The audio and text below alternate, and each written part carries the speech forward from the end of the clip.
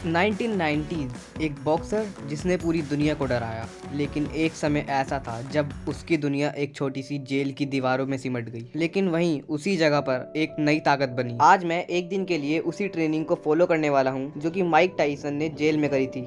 No gym, know mission, सिर्फ शरीर और दिमाग। सुबह 5 बजे जब ज्यादातर लोग सो रहे होते हैं तब असली ट्रेनिंग शुरू होती है। पहला वर्कआउट पुशअप्स। हर रैप के साथ शरीर भारी हो रहा था, हाथ कांप रहे थे और अब धीरे धीरे समझ आने लगा था कि टाइसन सिर्फ स्ट्रॉन्ग नहीं थे, वो डिसिप्लिन्ड भी थे। फिर बारी आती है डिप्स की। डिप्स के बाद आर्म पूरी तरह से चल रहे, लेकिन रुकना अलाउ नहीं था क्योंकि रुकना वर्ड टाइसन की डिक्शनरी में था ही नहीं। डिप्स के दर्द से जूझने के बाद मुझे फेंक दिया गया नेक ट्रेनिंग। तो नेक की एक्सरसाइज बॉक्सिंग में बहुत ज्यादा रोल प्ले करती है। बॉक्सिंग में पंच मारने से ज्यादा जरूरी है पंच को सहना, इसलिए मैंने करी थोड़ी देर नेक की एक्सरसाइज। नेक की एक्सरसाइज मैंने लाइफ में पहली बार करी थी, तो इसलिए मेरी नेक में बहुत दर्द हुआ। अब एंट्री होती है core training. Tyson core training का सबसे ब्रूटल हिस्सा था कोर वर्कआउट। सिटअप्स शुरू किए और 100 के बाद ही पेट जवाब देने लगा। लेकिन यही फर्क बनता है कंफर्ट जोन और चैंपियन माइंडसेट के भी। ये सब करके मैं हटा ही था। फिर आ जाती है एंट्री शैडो बॉक्सिंग की। शैडो बॉक्सिंग करते हुए ऐसा लगा जैसे आप खुद से लड़ रहे हो। हर पंच इमेजिनरी नहीं था।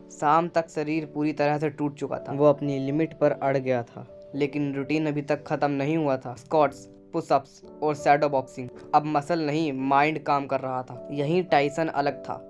जब शरीर कहता था बस, वो कहता था एक और। एक दिन टाइसन की तरह ट्रेनिंग करने के बाद मुझे ये समझ आया कि टाइसन की असली ताकत पंच नहीं था, वो था डिसिप्लिन। कोई फैंसी इक्विपमेंट नहीं, कोई मोटिवेशन वीडियो नहीं, सिर्फ डेली रेपिटेशन। ये एक दिन की ट्रेनिंग मुझको चैंपियन नहीं बनाएगी, लेकिन ये जरूर दिखाती है कि चैंपियन बनते कैसे हैं। अगर आप चाहते हो कि मैं किसी और लेजेंड की ट्रेनिंग ट्राई करूं, तो कमेंट में बताओ।